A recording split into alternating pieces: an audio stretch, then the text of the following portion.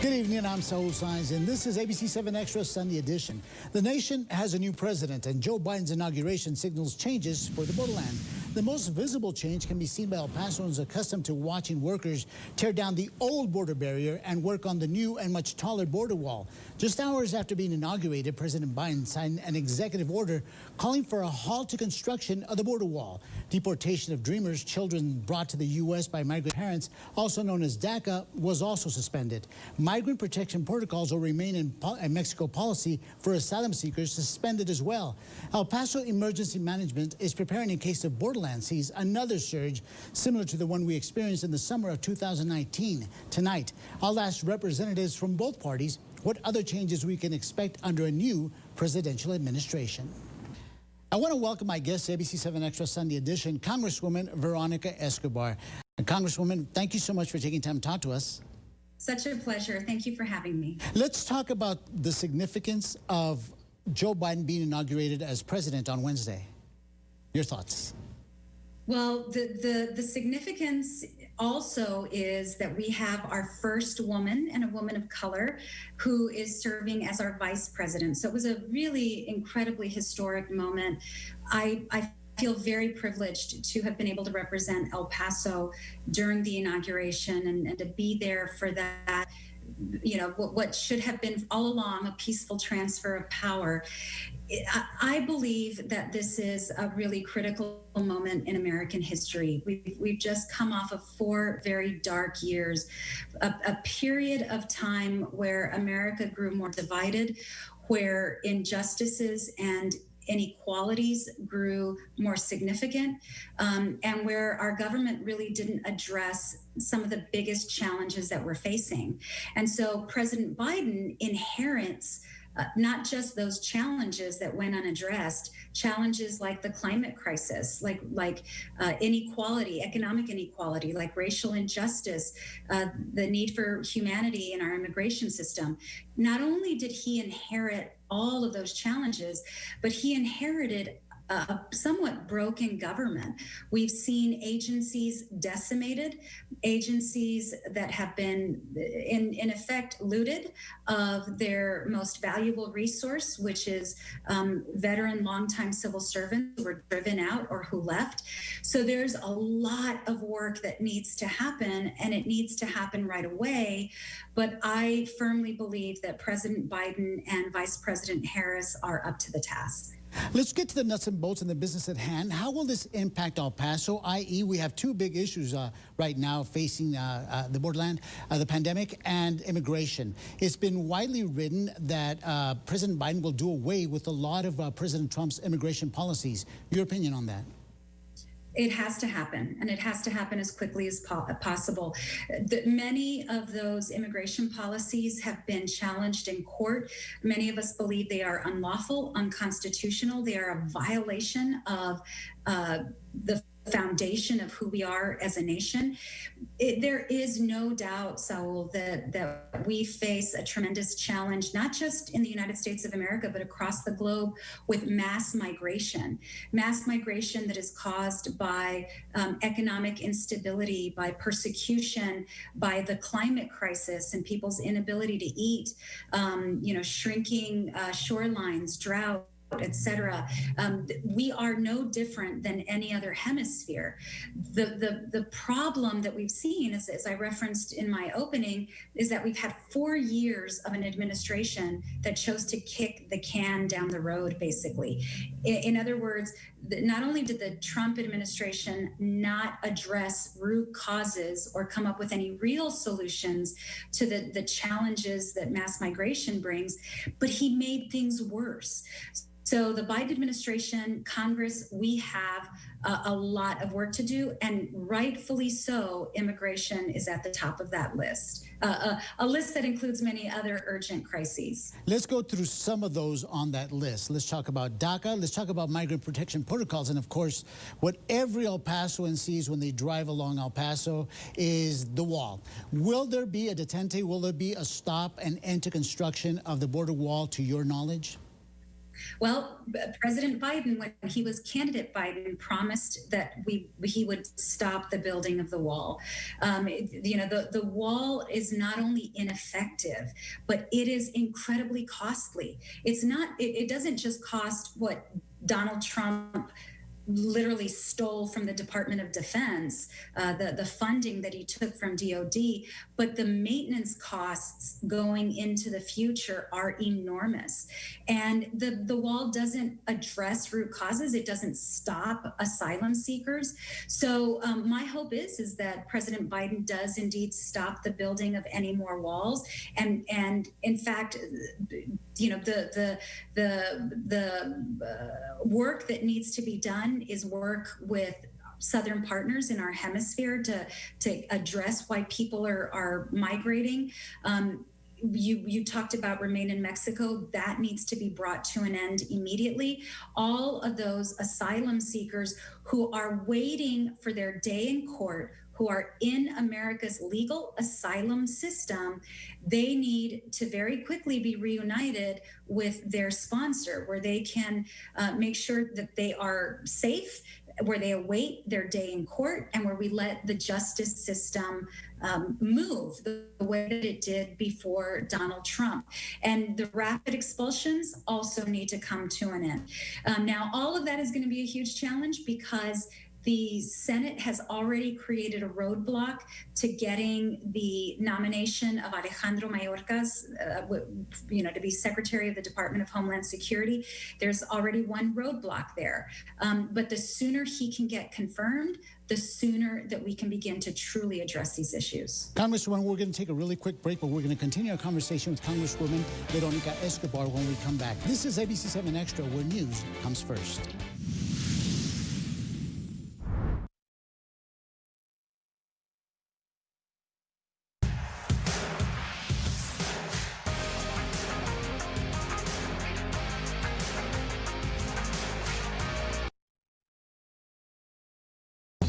Delivery from Long John Silver's, you can turn any moment into a treasured moment.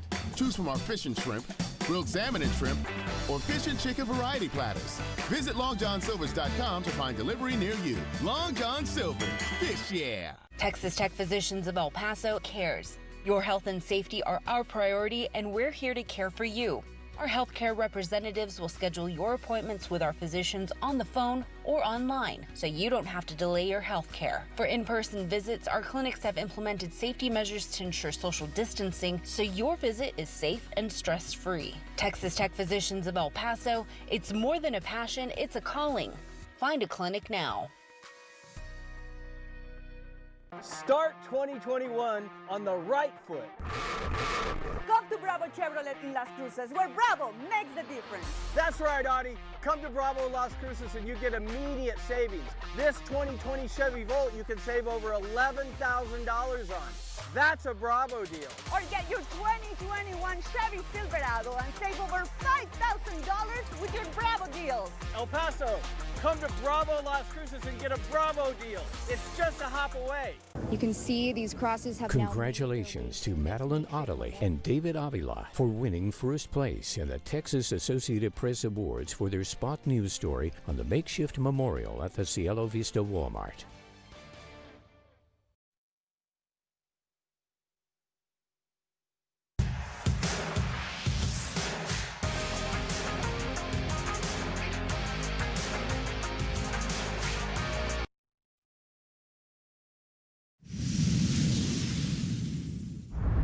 Welcome back to ABC-7 Extra. We also want to welcome back Congresswoman Veronica Escobar. Thank you so much for taking time to talk to us. I want to continue our conversation. One of the items that we left out regarding immigration is DACA. I know there's some exciting news in reference to that, correct? Absolutely. The president believes, just like the vast majority of Americans, that our DACA recipients are an incredible asset to our country, and they are in so many ways Americans through and through. They just need that path to citizenship, and he will be ensuring that they get it. And I also can't let you go without asking you, is there anything from the previous administration that you see as positive that we can keep and move forward with? Anything at all? Absolutely. I'll give you an example, the USMCA. Our location on the US-Mexico border is advantageous because it is a trade corridor. And my view is, with the passage of the USMCA, the federal government needs to invest in ports of entry, needs to invest in making us as innovative and creative as possible when it comes to moving people, moving goods, and keeping the economy moving. I want El Paso to be at the forefront of that, and I want to see the USMCA be a vehicle for that. Now, Democrats have the majority now both in the House and Senate. Will you still continue to reach across the aisle and try to make deals, or at least reach across the aisle to work with Republicans? Absolutely. So not only because we have narrow majorities in both the House and the Senate, but because it's the right thing to do. You know, I will tell you, there are certain colleagues who have absolutely no desire to work together or to build anything during the Biden administration. But there are those colleagues that I believe are interested in bipartisanship and in working together. As an example, my newly elected neighbor in Texas 23, Representative Gonzalez, after he was elected, I reached out, I called him, congratulated him, told him I wanted to work together. And we had a great conversation about areas where there are opportunities for unity. You know, that we're not going to agree on everything. We do have different values in some areas. In fact, maybe in many areas. But we've got to find those areas of unity so that we can do right by our region and make sure that we are working on some of the biggest challenges that we face together. And lastly, I can't let you go without asking you, because you were a personal witness to the riot or the storming of the Capitol. We spoke to you the very same day when that happened. What will it take to erase that horrible incident? And you're right. I was among the 24 remaining members of Congress who were trapped in the gallery as the terrorists began to surround us on all sides. And as I saw a video in the days that followed of exactly what was on the other side of each one of those doors, I am so grateful to those members of law enforcement who put themselves in harm's way to save our lives and save our democracy. You know, the inauguration signals a new day, a new era, but the scars of the past, not just January 6th, but everything that led up to that day, they are still there. And as a country, we really have to reckon with white supremacy, domestic terrorism. They are our greatest and most urgent national security threat, the threat that is within our own borders.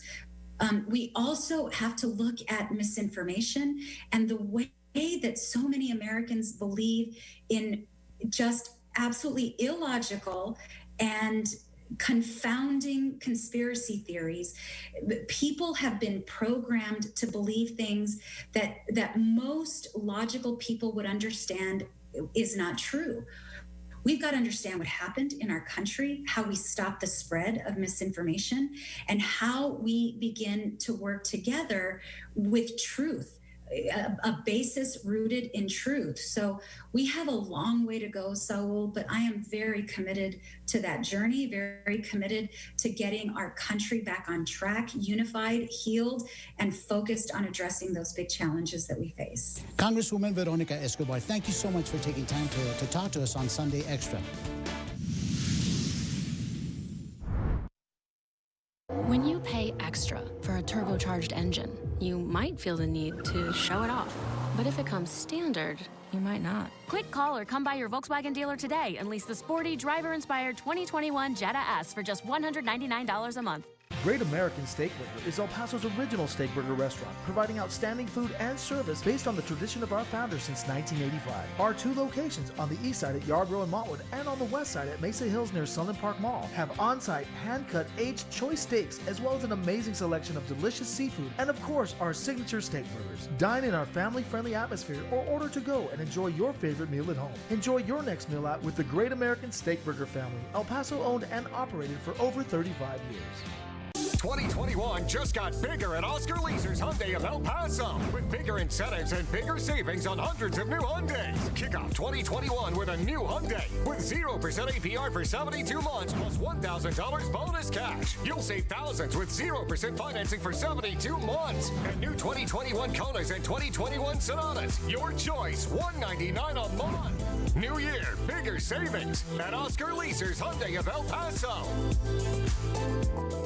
When you need the latest news, turn to the ABC-7 Alert Center. And we're in the ABC-7 Alert Center with breaking news. Joe Biden officially being sworn in as the 46th President of the United States of America. With new details breaking minute by minute, the ABC-7 Alert Center has real-time updates to keep you informed and your family safe. The city of El Paso acknowledging just minutes ago in a news release, it is preparing for a possible migrant surge. Only on ABC-7, where news comes first.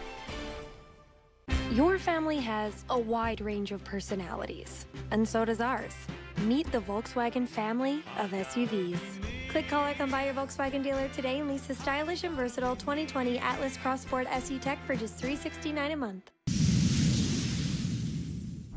Welcome back to ABC-7 Extra. Joining us now is New Mexico GOP Chairman Steve Pierce. Mr. Pierce knows the ins and outs and the inner workings of the nation's capital because he, too, was a U.S. representative for New Mexico's 2nd Congressional District. Let's get straight to the changes, Mr. Pierce. Thank you so much for joining us. Let's get straight to the changes that Joe Biden is making, i.e. immigration, as well as the rollout, or trying to pump some life into the rollout of the COVID-19 vaccine. Your thoughts, sir? Well, just first of all, on the immigration question, all of us, I think, realize the importance of immigration. The question right now is, where in the world are we going to find the jobs? New Mexico is one of the leading states for unemployment. A lot of people have lost jobs during the COVID. And so you simply say, where in the world can we find the jobs for new people coming in right now? Also, those people who don't find jobs are going to require some sort of assistance, and we're having to print money right now to provide assistance to American workers who are without jobs. And so very delicate time right now in the Capitol, trying to figure out how they can manage and make sure that our current citizens have work to do. The question of security from the COVID, like you mentioned, is really a question. The contact tracing is required here in New Mexico, and the contact tracing, excuse me. And so how can they check people who lived in a different country and maybe contacted it there? A lot of questions that need to be answered before we just wholeheartedly embrace these new approaches being brought on by the Biden administration. I had Veronica Escobar, Congresswoman Veronica Escobar, just before you, and one of the things that she was applauding was President Joe Biden bringing a halt to continued construction on the new border wall. Your thoughts on that? Well, I think that most Americans want border security. They realize that we want immigration, but it needs to be legal immigration. They're worried about the crime, the human trafficking, the drug trafficking that occurs across that wide open southern border. Many places before the president began to build the wall simply had a barbed wire fence on the southern district of New Mexico. And so you have to say that that certainly any kind of a barrier that keeps people from doing illegal activities across the border is welcome. Almost everyone wants a secure border. They want the kids to be safe from potential traffickers, safe from the drugs, safe from the crime. And so I would say that the president has some questions to answer to the people who would like a secure border. Okay. And then Biden called for unity, as you well know. Actually, I'm going to get back to immigration and ask you about the migrant protection protocols. As you well know, that's also the Remain in Mexico policy. As you well know, that pretty much put a stop to people coming into the U.S. because they had to remain in Mexico.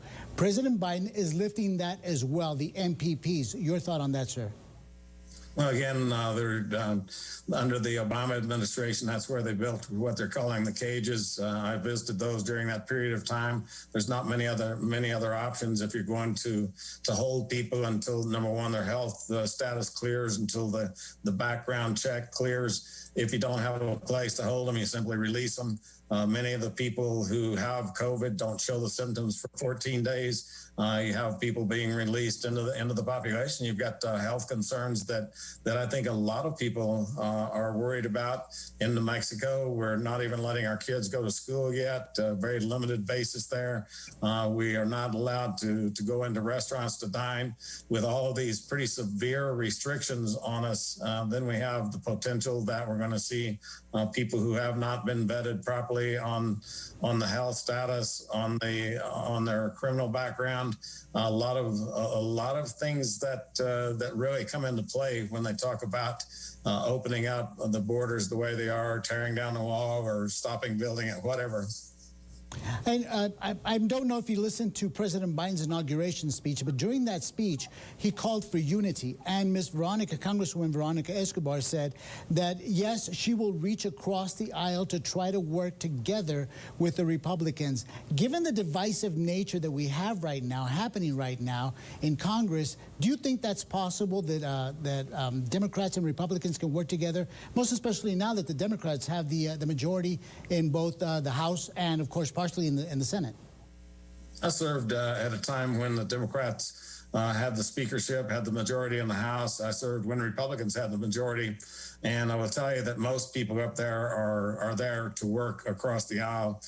In most committees, it's not extremely political. The bigger question is not Democrat versus Republicans, big versus small, big banks versus small banks, big insurance versus small insurance. And so I found a lot of opportunity to work across the aisle with a lot of people. Native American affairs, very bipartisan effort on bills that I pushed there. Border issues, Beto O'Rourke and I worked on border issues. And so, yes, it's possible. It just requires a commitment on behalf of two people from the opposite parties to sit down and work together. It's what's desperately needed in Washington right now.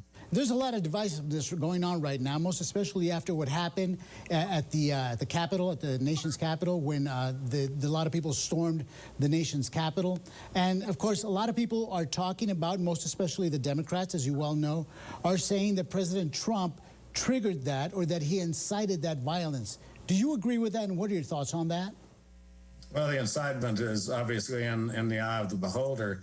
When the sitting Vice President Harris, raised bail money for people who had violated the law in the Antifa groups and the BLM groups, they were being prosecuted, and she got bail money for them. That could have been read by incitement by a lot of people. So when I read the president's comments, he said we're going to walk peacefully down there to the Capitol. We're going to peacefully stand there. We're going to encourage. We're going to applaud. We're going to give courage. And those are not the inciting things that say that we're going to go down and burn the place down. I didn't ever hear him say words like that, and I haven't seen that in his character. Yeah. Of course, as you well know, the president has been impeached a second time. Donald Trump has been impeached a second time, and now it's going over to the Senate for a trial. Your thoughts on whether or not he should be convicted, or what do you think ought to happen? Yeah, he's out of office now. That's what impeachment is designed for. Since they're impeaching him after the office, they're simply fulfilling a promise they made to their supporters before he was even inaugurated 4 years ago. They said they were going to impeach him, and they were good on that promise starting almost on day one with that falsified Steele dossier that was paid for by Hillary Clinton. Our Justice Department picked that up and used it like it was true, realizing all the time that it wasn't. Now then, the fact that they're continuing to prosecute the president, to me, seems, since he's out of office, seems over the top. I'm not sure how you justify doing that when you're calling for unity. That's not hardly a unifying move. Sitting in Congress, I know that when discussions came up about from a lot of people on my side of the aisle, well, we ought to be impeaching Obama. He did this and that. And I said, hey, he may have done things that we don't agree with, but I'm not sure that any of it reaches impeachment status, and it's going to distract the nation. And that's what's going to happen here. The nation is going to come to a halt while they're going through this process of trying the president, or trying the former president. And what are they going to do? Kick him out of office?